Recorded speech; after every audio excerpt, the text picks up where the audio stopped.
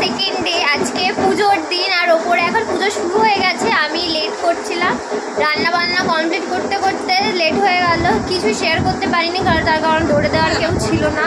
আর সেই সকাল 7টার সময় আমি সবটা শুরু করেছি আর এখন শেষ করেছি। আর আমি তো শাড়ি পরতে পারি না, সুপ্রিতা আমাকে শাড়ি পরিয়ে দিয়েছে।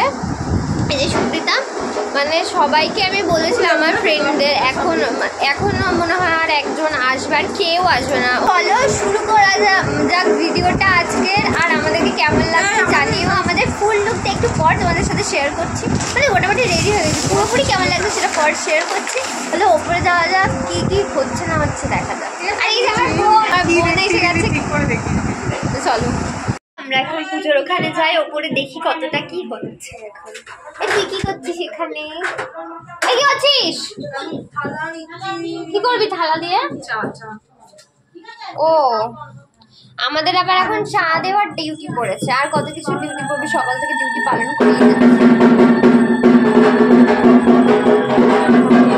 এখানে বসে আমি অপেক্ষা করছিলাম যে আমাদেরকে কখন চা দেবে, আর আমরা সেটা উপরে নিয়ে। এই সুপ্রিতা, গরমে স্নান হয়ে যাচ্ছে।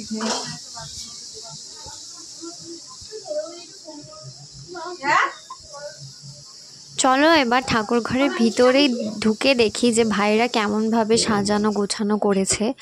তবে তার আগে দেখো বা সাইডে দেখো প্রচুর ভোগ রান্না করেছি আমি। খিচুড়ি, লাবড়া, আলুর দম, পায়েস, চাটনি, বেগুনি, 5 রকম ভাজা, অনেক কিছু রান্না করেছিলাম।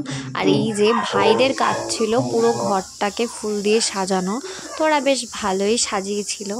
আমি এসেছিলাম ভোগের প্লেটগুলো রাখার জন্য, তখন অতটা খেয়াল করিনি, এখন দেখছি আর কি ভালো মতো।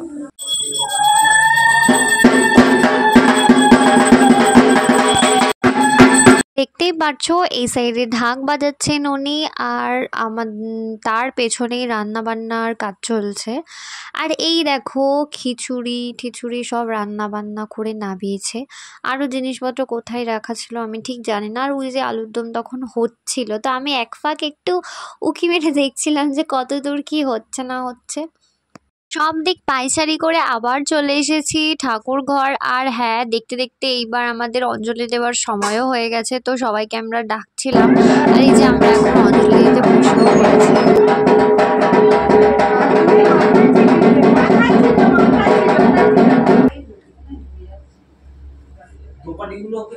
ঘরটায় মালা পরিয়ে দিতে হলো, তো শিল্পা গোটা মালাটাকে ঘরটায় পরিয়ে দিতে হলো। এই মালাটা দিবে না। पुष्पांजलि नमो श्री श्री लोहे একটা পাত্রে দাও, ঝুড়ো না তাহলে হবে না, কিছু তো এটা ঢালা ঢালা না কিছু তার মধ্যে দাও।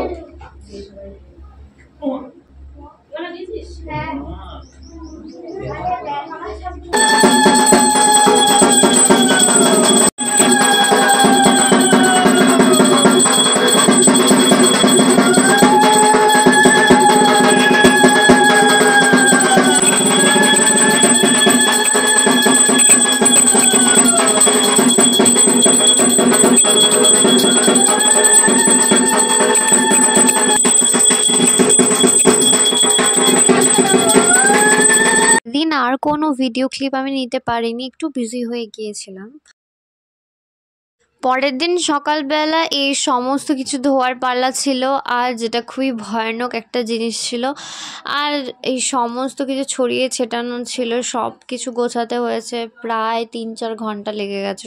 সবাই মিলে করেছে কাজগুলো। আর পরের দিনের সকালটা দেখো কত সুন্দর। তো যাই হোক, ভিডিওটা এখানে শেষ করছি, নেক্সট ভিডিও নিয়ে আসছি আবার আমাদের বাড়ির লোকনাথ ঠাকুর। আর হ্যাঁ, যাওয়ার আগে সাবস্ক্রাইবটা করে যেও। বাই।